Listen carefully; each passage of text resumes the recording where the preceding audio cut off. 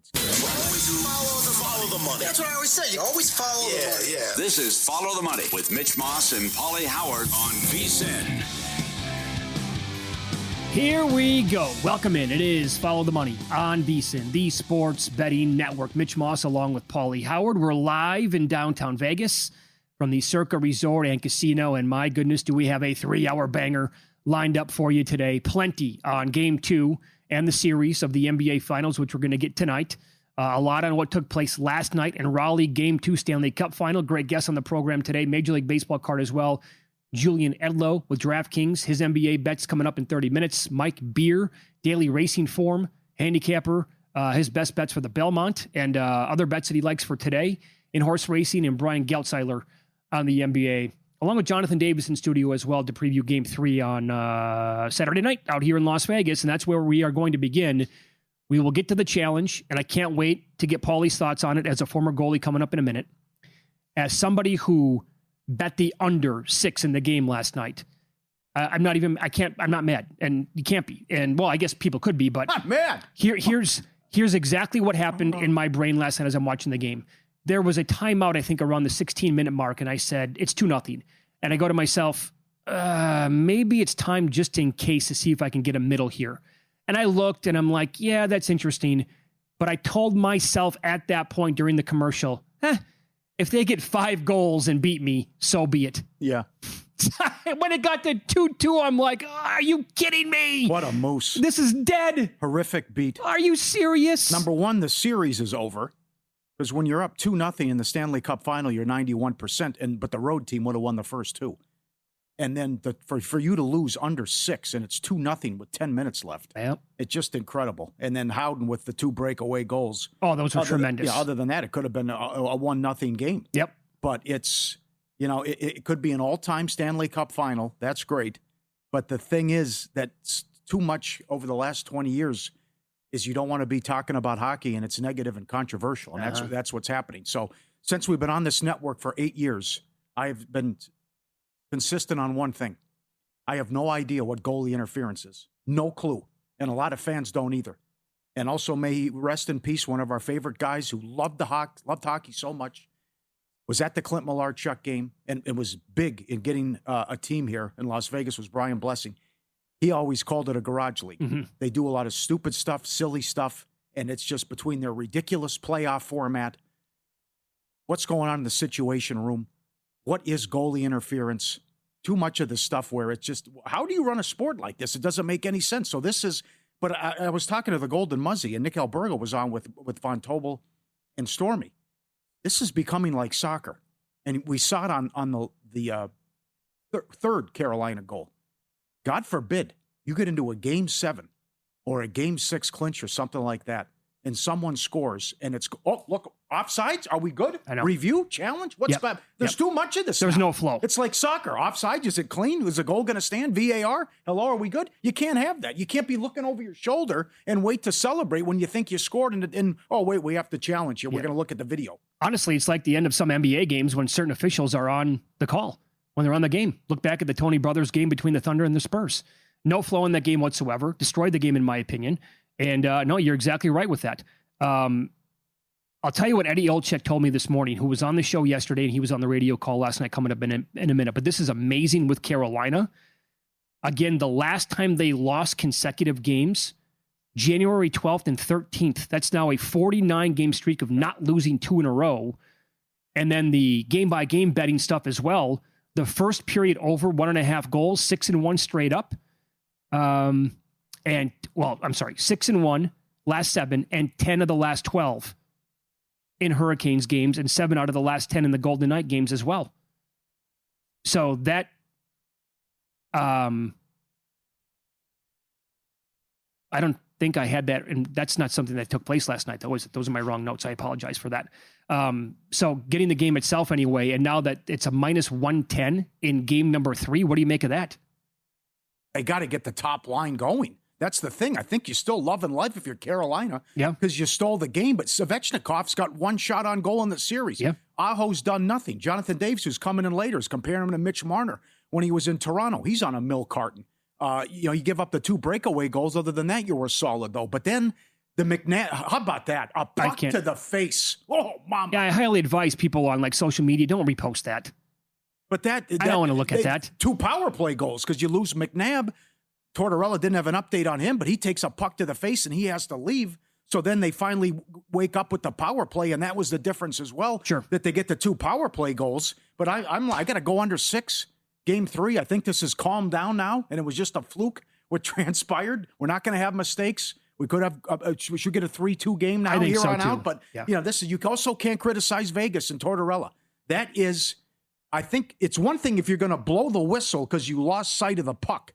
But Barbashev for just poking at it, and I don't know how Anderson doesn't cover up the puck in the crease and how he whiffs on it, but whether it was too early of a whistle, and Brindamore afterwards and Tortorella said 100%, you got to be 100% because of what happens if you lose the challenge. Mm-hmm. You have to challenge that. And I think the league blew it and the Situation Room blew it, that should be a goal and Vegas should be up 2-0 in the series. That doesn't make any sense. And Messier was awesome. That is not goalie interference, and they should have worked that out and come to a conclusion that should have been a goal and Vegas should have had the lead. And then it gets worse because then it's a power play and Carolina takes the lead. Of course, and that's the high risk that you're taking right there if you're Tortorella by challenging that, and you have the potential there of giving Carolina the power play, and then there's not much time left, and you had a 2-0 lead, and all of a sudden, because of what happened, you're down 3-2, and you had to have the miracle by Mark Stone to actually send it to overtime. Here's what Eddie Olczyk told me earlier today. Right. On the program yesterday, he's called a ton of these games for TNT. He was on the radio call last night as well. He said during the broadcast that it was a good goal. He did not think the puck was covered. He saw it as the Golden Knights did. But as you just said, Eddie said that you have to be 100% sure. He also told me that for 50 minutes, VGK was clinical, low chances, 0 going on.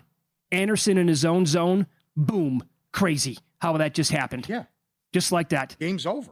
The silly turnover becomes 2-1, and now we got a series. So let me tell And you it's what on. others. Right, I'll give you both sides here. I'll give you media and I'll give you sports bettors. This is from John Buccigross because he quote tweeted what Tortorella did after the game and what he said. Buccigross said he was right that the goal should have counted. What part of challenging is reading the mind of the Situation Room and if they might get it wrong? That's a great perspective there. You're taking a little bit of a gamble on trying to figure out what's in the brains of the people in the Situation Room. More Buccigross when he said that was actually a good challenge by Vegas. That puck is alive and loose. That is Barbashev's stick going for the puck. That's a poor decision by the NHL Situation Room. To which professional sports bettor, and he's been betting pro hockey for a long time, Rob Pizzola tweeted out to Buccigross and said, literally a split second after the puck is under Anderson and he is getting pushed back into the net, I have never seen this overturned. They called no goal on the ice. This is in all caps, this is a terrible challenge. And then Pizzola also added, if Carolina holds on and wins the game, I think that challenge by Tortorella might go down as one of the worst in the history of sports when you consider the stakes. So absolutely two different sides there. One from a guy who's been betting pro hockey for a long, long time, and the other one, Buccigross, who has covered hockey for many, many years as well. I thought it was friendly fire. I thought his own guys were in the crease and pushed into him. Barbashev just poked at the puck. He poked at the puck. And Freddie couldn't cover it. But that's why I'm going to also tiebreakers Messier. When do you see Messier that mad? No, he's never that animated. He was livid. But Yep. it goes back to it's frustrating being a fan. You don't know what goalie interference. It's not goalie interference. That's the last thing it is. Yeah, let me point this out as well. And maybe I should, at the time, I actually made a note of it to bring up on the show today. And maybe it was worth a look at betting because of the comment. How about in the second intermission? Did you catch Steve Levy's comments when it was 2-0 Golden Knights? I did not know. They started talking sweep on the broadcast. Oh, wow. That is early. That's premature. Even Adam Hill, who covers the team, was listening, and he's been on this show and this network many times. He's like, those comments about the sweep in the second intermission are not aging so well right now. And I think that's when it was 2-1 or maybe 2-2. I was befuddled. I was taken aback when they actually brought up a sweep. End of second period? End of the second period. It was 2-0. Holy smokes. Yeah. 9-1 in play. Thought it'd be higher. What a comeback. And what a game. Sean Grandy, he calls Celtics games now, but he said only 2 games in, but best Stanley Cup final ever is very much in play. And people were challenging him. He's like, look, I've been around for a long, long time. I used to cover hockey. I was there for a bunch of games. Yeah. All he's saying is on pace. Maybe this could unfold, because if you consider what's happened so far in the 2 games, how is it not on pace to be in the mix for the best we've ever had? So that's the first time since 1944 in the Stanley Cup a team rallied down 2 goals less than 10 minutes. And it's the second time ever where we've had a team come back down 2 goals. So, yes, it is on pace. Yeah. And hopefully it delivers tomorrow as well. Now, Vegas is saying all the right things about they're not blaming the officials. What didn't go our way, whatever. Stahl putting in his own net to tie it was incredible as well. Mm-hmm. And then it goes to overtime with the power play goal. So it's they're lucky that they're tied at 1, and now we'll see if they can take advantage of it. But some of these guys have to show up for Carolina. Yep. But I would say come back with the under. Just a fluke what transpired in the last 10 minutes. And I don't see them putting a lot of rubber on Hart. I would say Hart under saves. Okay. They're doing a great job. They are. They'll go under 27.5 saves. And Svechnikov under. How can you be 2.5 for shots on goal when he has 1 in the series? That's another one, I would say, another prop to look at. Boy, I mean, I'll say this about Carolina. I mean, they can equalize things quickly, man. Now, again, a lot of nothing was happening last night on their end. And then it's 2-0. That you blinked and it was gone. Against Montreal, one of those games, first period, nothing's happening. 3-0. You go to the bathroom. Wait, I was gone for 30. It's 3-0. Really? Like they can go on these mini run. Game 1, 2-0, just like that. Bang, bang. Game 2 NBA Finals coming up next. All signs point towards this being San Antonio's game. There's just one small problem we're going to kick around coming up here on VSiN.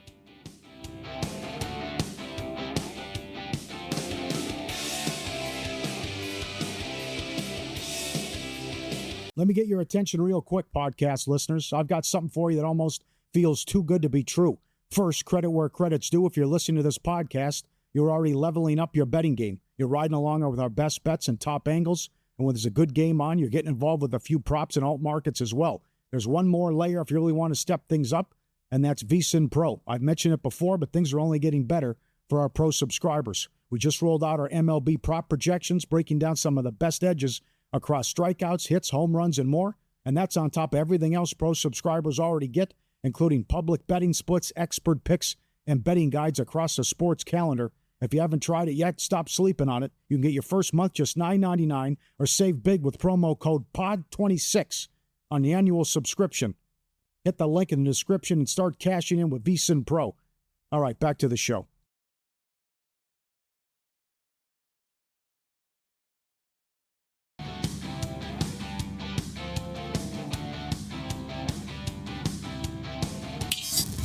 This is Follow the Money on VSiN.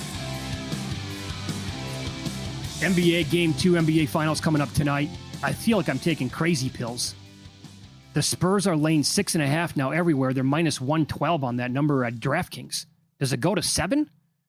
And the total now is, hello, back to 217.5. The market said, wait, 214? Hold on a second here. No chance. I know. Do you think the Knicks are going to come out and push it again? They did it to start game 1. Mm-hmm. That was their plan, but then it didn't go well, so then they abandoned it. But if you go back to game 1, Wemby had his hands on his knees 3 minutes into the game. I know. I think even though it didn't work, they had the lead early on. But I would come out and try to tire him out and try to get fatigue setting in, and I would come out and push the ball again if I'm the Knicks. I don't have a big opinion on the total, but the 6.5 to me is going to have to be in pocket tonight. I just want to see if it's going to go to 7, actually. Oh, yeah, savor the flavor. I mean, they've won 12 in a row. Yeah, hello. Look at that number now here at Circa. It's 6.5 minus 118 is the current number. Wow. So that's going to touch 7, I'm guessing, at some point. Did you see T-Bone's tweet? Thought it was excellent. Can you imagine if you're a bookie in New York?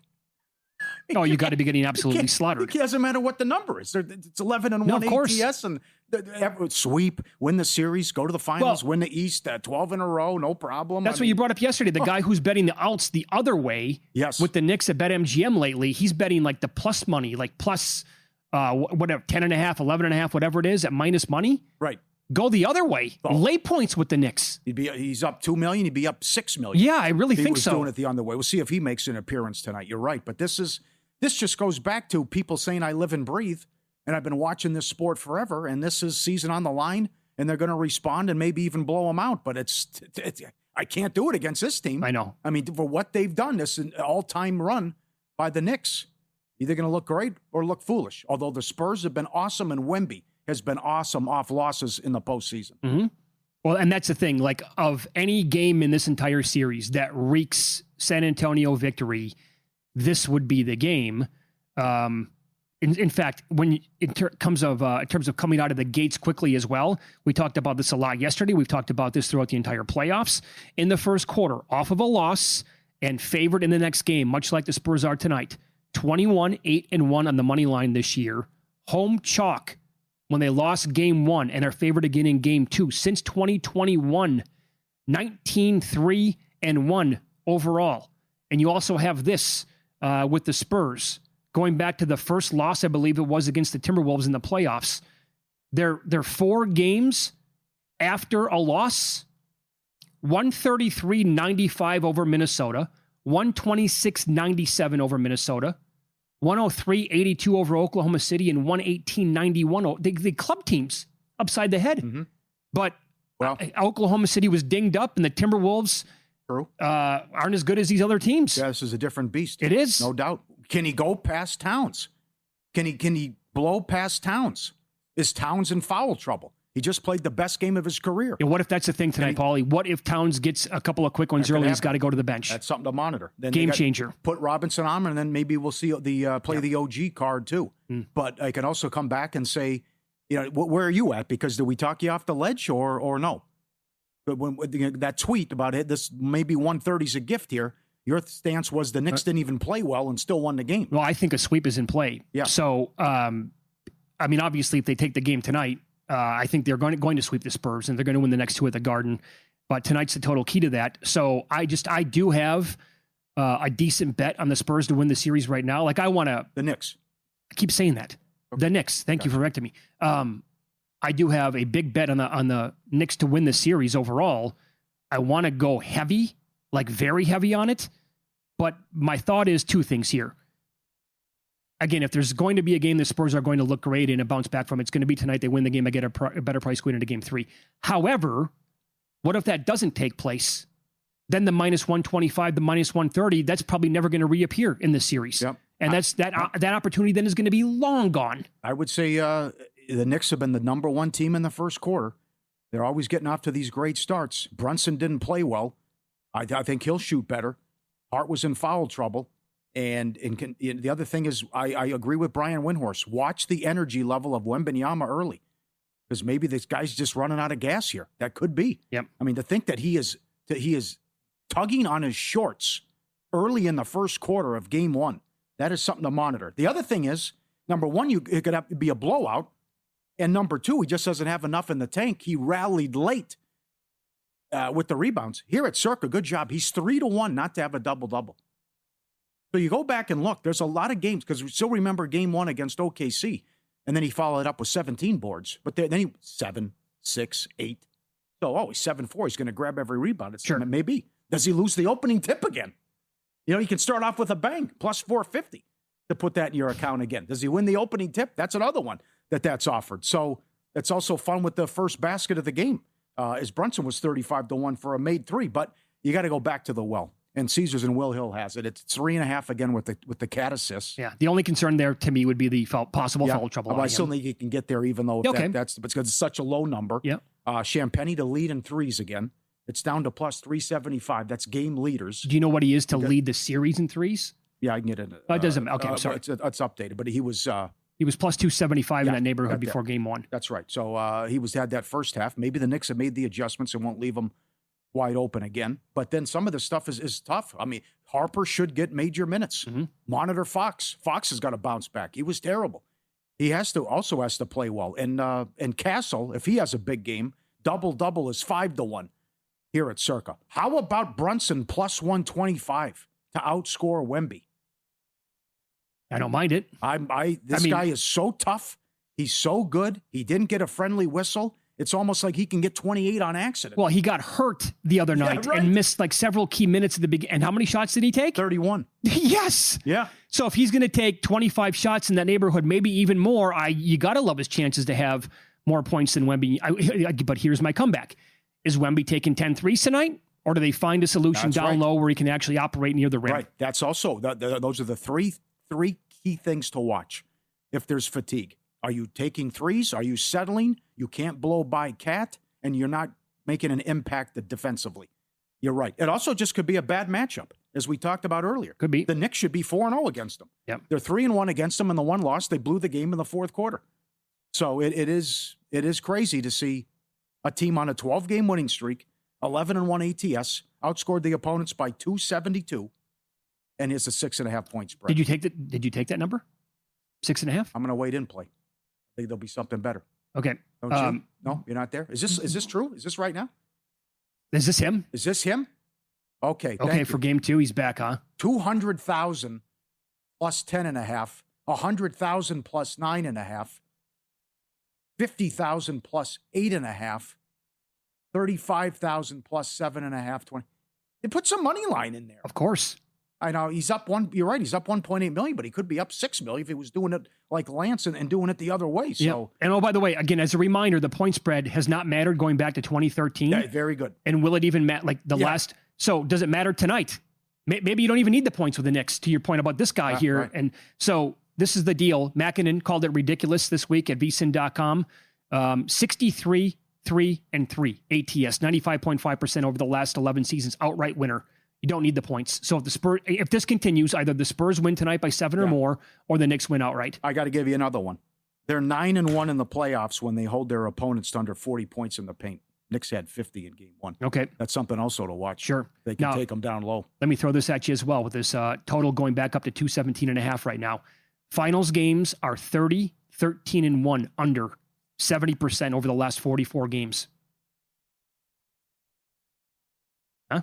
Strong. And then, so awesome. Since 2005, NBA teams coming off of upsets are 288, 213, and 13 ATS in their next game. Also, over the last 30 years, on the 4 occasions in which road dogs have stolen game 1 in the NBA Finals, the home favorites bounced back with straight up and ATS wins all 4 times. Last year, the Pacers went to Oklahoma City, and they stunned the Thunder in game 1. The Thunder went out and won game 2 by 16 points. We also saw it in 2022. That was when the Celtics went to Golden State, won in game 1. The Warriors bounced back in game 2 and won by 19 points. Yep. This is it, though. This is it. If the Spurs can't win this game, oh boy. That's why I took a little bit of a... This is live during game 1 on Wednesday night. I took a little slice of the Knicks to win by a sweep. Circa has 6.5 under minus 210 total games. I mean, it's a top 5 sports atmosphere environment Monday night. The president's going to be there. I think the first time sitting president's going to finals matchup. It's now $9,000 get-in price. $9,000. Is that it? I thought it was more than that. You thought it was more? That was more. Get in? Then the nosebleeds? Yeah. Come on. $9,000? They keep going up, Paul. I know. And they already went to the Garden earlier this year and got destroyed.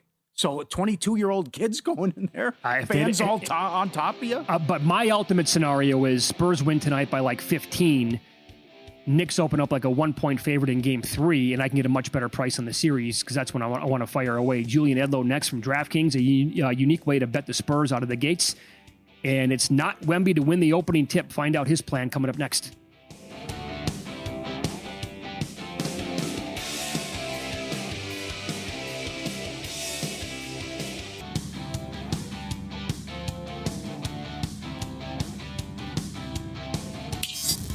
This is Follow the Money on VSiN.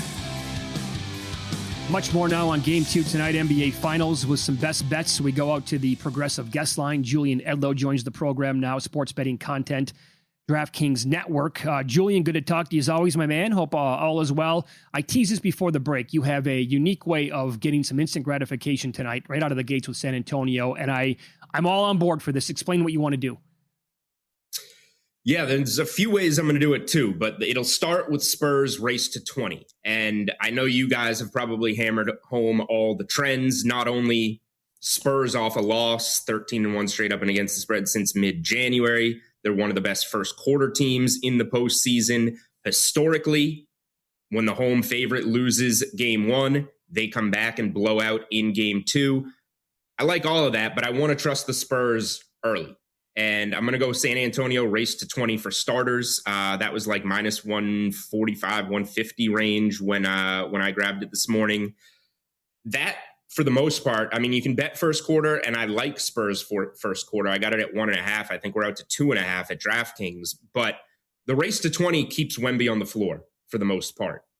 He's generally out there by the time someone gets to 20. So we're skipping over that Wemby rest that he gets in like the middle of the first quarter, and they generally close with him out there. Now, in game one, that didn't work. The Spurs went on the run when Harper came in the game in the middle of that first quarter. So maybe it doesn't matter, but Harper could come in and give him that boost again. I like the Spurs first quarter. I like the Spurs race to 20. And really, you know, the Knicks have been a great first quarter team too. So this isn't something that you're going to get numbers on and be like, oh, this really favors San Antonio. I just think the desperation favors San Antonio. And the Knicks know they're going to take a good punch from the Spurs here. I think they have to. And they also know they can grind back and win all these games because they keep doing it, not just in game one, but in many of these games throughout the postseason. Obviously, game one against the Cavs was obvious. But I think the most unique way that I like betting this game is we have to win the first quarter and win the full game at DraftKings. Generally, I like to correlate these.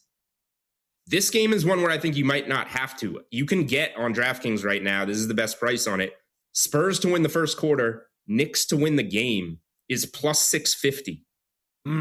I think that's entirely possible, right? Yeah. We're talking about a team that's, 200 on the money line. It was a lot less before. A team that's plus 200 on the money line, we can get them at 6.5 to 1 if we just concede the first quarter to the Spurs. They know they're going to take this early hit, and they've been grinding back all postseason. I think that's like completely in play. Mitch made a good point earlier, and Circa has Brunson plus 125 to outscore Wemby. He had 2 injuries, was on the bench for a lot of the time, and still took 31 shots. So what do you expect out of Brunson tonight? Yeah, so in game one, I went 0 for 2 on player props. I did well I took the points with the Knicks. I had the Knicks to win game one and the series, which was plus 375. So I'm sitting on a good number with the Knicks, but I had Bridges points and I had Brunson to make 3 threes. He went 2 for 9. So I was sitting there with 0-2 on the player props, and Brunson's sitting on the bench early in the fourth quarter with 17 points, not playing well in a close game.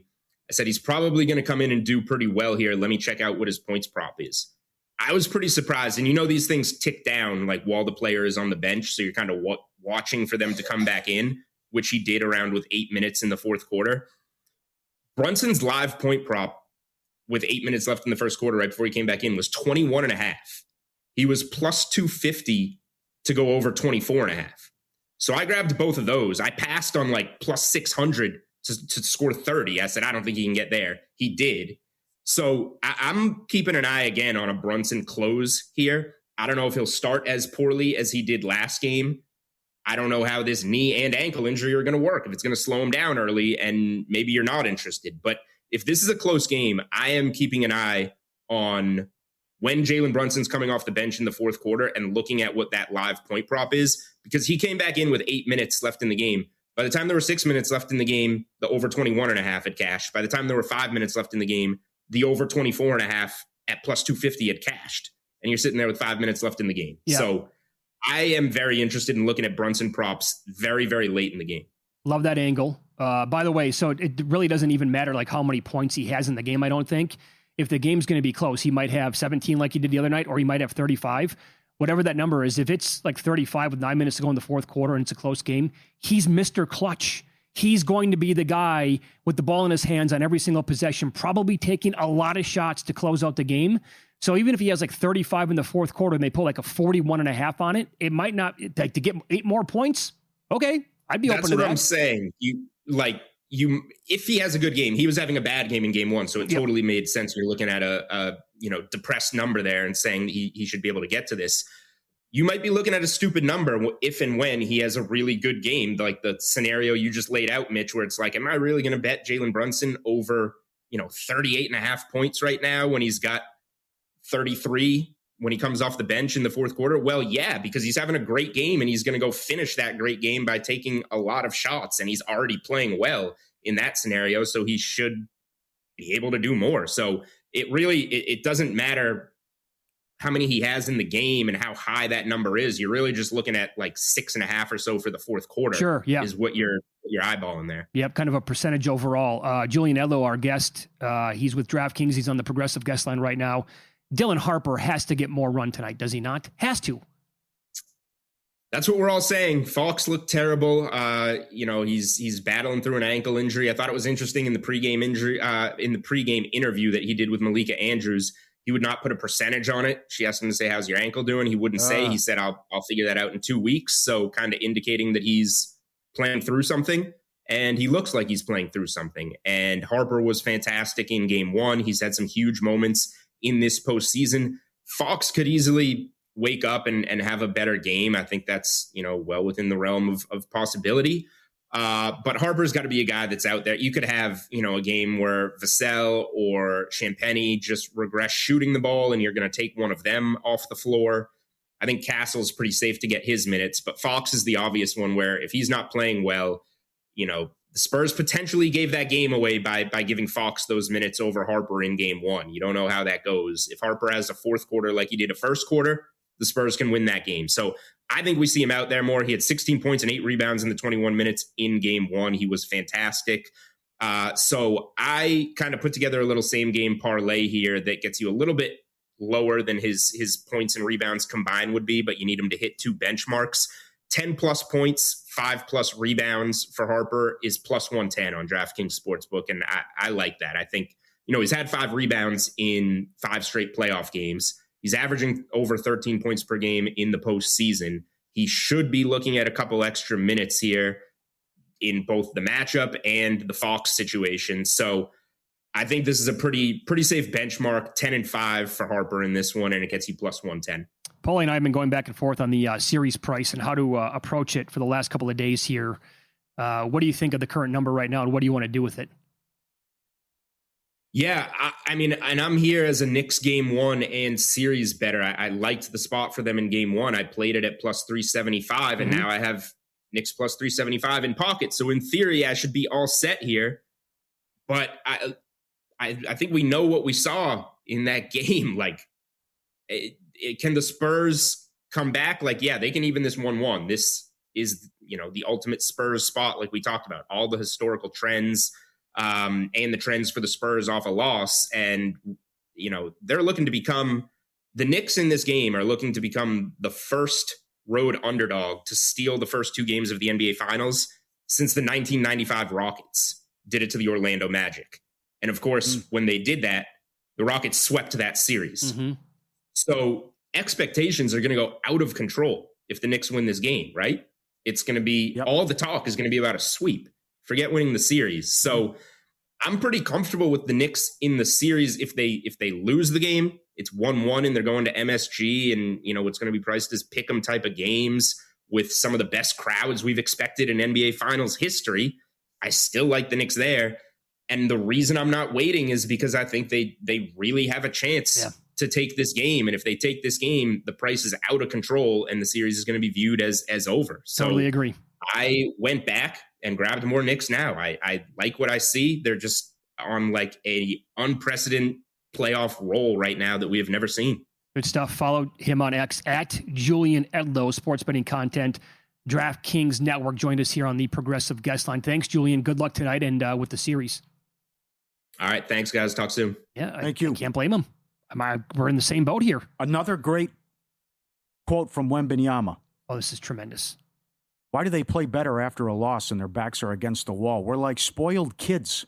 We're playing against teams like the Knicks who are experienced, who understand how lucky they are to be in the finals and know it's not guaranteed to happen again.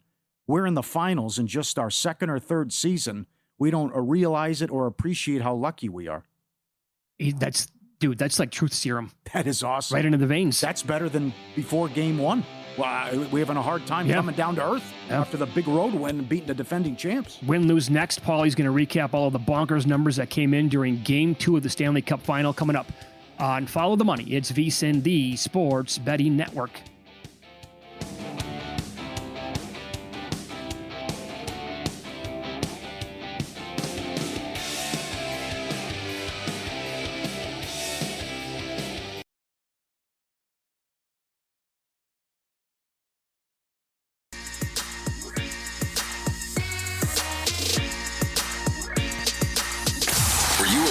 last night? Wow, winning. Or was it a rough one? Well, they can't all be winners, can they? Loser! You're a loser! Paulie Howard recaps the night in sports betting in Win Some, Lose Some. Carolina 9-1 in play.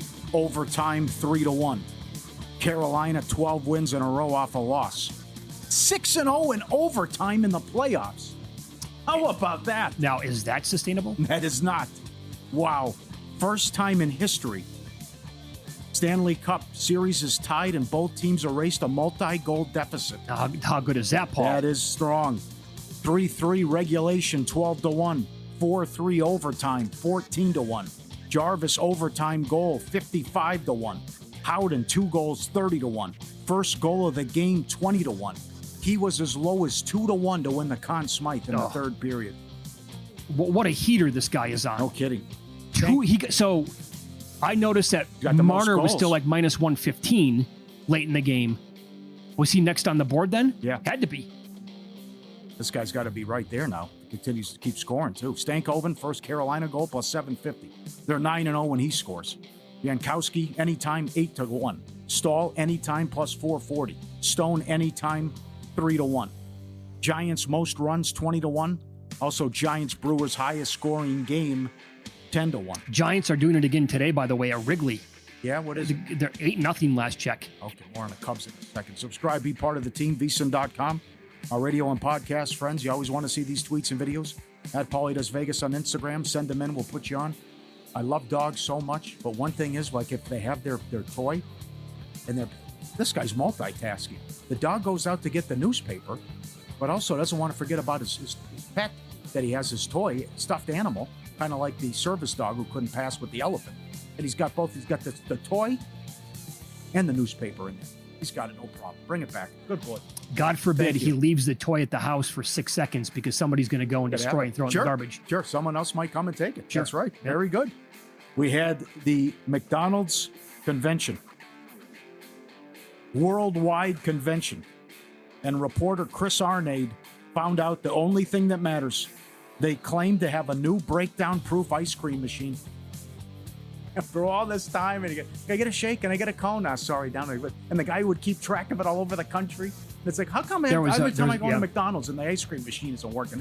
They claim they've made all the fixes and adjustments, and they have this brand new machine now, and the great mystery of life. How come everyone, no matter where you are in the country, you'd walk into a McDonald's and you can't get an ice cream cone? You figure you go to McDonald's how many times a week? You, personally? 2, 3. 2-3 times a week? How many times do you get ice cream? It's not every time. No, but there's numerous times I would ask and they wouldn't have it. Really? Right. More times they ask you to pull up, though, when no one's behind you. I know what happens then. Yes, you got it. Yeah. You got it. This is a lose some. A lot of people are fired up about this, the NBA Finals on ABC. The video quality's atrocious. No 4K. This is terrible, what we're watching. We have to do better. It's the NBA Finals. A lot of people are fired up about this. Right, so my phone kind of blew up a little bit on Wednesday night for some friends asking me that question. Like, are you getting 4K? Do you have any idea why it's not available? I'm like, I didn't even realize until you said something. But they were not happy. Like, we have the capability here, right? Yeah. We have the setup. We got the nice TV. We paid for this stuff. And yet, in this season, Spurs, Knicks, we can't get it in 4K? It didn't bother me, but I can kind of see their gripe. Sure. Yes. 2 horrific beats. A Moose and Raleigh. Under 6, game 2. 2-0, 10 minutes left. Goes over. Yep. And the A's led the Cubs 7-1 in the 7th and 7-4 in the 9th. And the Cubs walked them off as they finally get a win at home and in their long losing streak. Sports calendar never stops. Sharp Plays covers it all. Winning for 15 straight years. Respected, watched, and feared. Look for the Mr. Poison tweets every day. Get on Telegram. Jump on board. They are connected. Jeff and the crew do a great job reaching out to over 500 bettors and sources worldwide across all sports and sending it out to subscribers in real time. The kind of transparency rare in this industry. It's all documented and posted publicly. Start winning with them. SharpPlays.com. Can you believe what we walked into yesterday? That we only talked about it for like a couple minutes on the show. But then when I asked Derek and he jumped up, it's like, well, you have your AC at 78? Yep. So after the show, I put on X, simple question. What do you have your AC set at? at home during the summer. Everyone has an opinion. Everyone thinks they're right. 235,000 views. Of all things. I know. I haven't checked like the weather across the country. Are we in a heat wave? So everybody wants to talk about this and it's relatable to people right now across every single state. So here's the thing too. People also have a very strong opinion to the point of where they think if it's the opposite of how you have it, then that person is a lunatic. Like if you keep it at 77 like we do, people who keep it in the 60s or low, they think that we're out of our minds. Well, I think if you keep it to me, there's like nothing better outside than 64 degrees. That's so versatile. You can wear a hoodie if you would like. You can play basketball in a tank top and whatever. 64 is perfect outside. I don't want cold air blowing into my face from an air conditioner at 62, 63, 64 degrees all night long, making that noise and keep freezing me to death. There's a huge difference there, in my opinion. The consensus is between 68 and 72. And a lot of people say if it's over 72, you're wrong and out of your mind. Well, that's typically like the room temperature is in that area, yeah. And Paul Bovey said anything above 74, you're talking about circulation problems maybe. But Bovey wants it like 60, 62 into a blanket. He goes, I don't care about what the bill is. I just want to be comfortable and have a good night's sleep. And that's like a guy I put on Instagram, like Jordan Scott. He's got to have it at 69, 68 when he sleeps at night. I think Bovey would have it in the 50s if he could. Right. That's the other question. How low can you go? Is it like most places, maybe 65, 62, as low as you can go? He should move to Alaska. At a hotel. Right. And then you have like Dana from Dana Point, no AC. You had this when you were in the Bay Area. Yeah. A lot of people checking in, no AC, don't have it. Some guy in London was checking in as well. But there was also a great tweet. I got to find it now, the guy's name. But he's like, these people just want to save $1 and then they got their expensive mattress. Then you have to explain to your neighbors and people who come over why it feels like a reptile experiment. Yeah, I know. You have the cooling mattress. You have all this stuff, right? Yes. I will say it was great when I lived in the Bay Area for like 2 years. And there wasn't a single spot that I know of that I can recall that had air conditioning. And then like the summers there are bizarre. Like June was absolutely freezing. And February and October were amazing. And then like for one small stretch, got like to 82 degrees and people panicked. At 82, had no idea like what is happening right now. This is a sweltering heat. Like is the city going to melt off the state of California?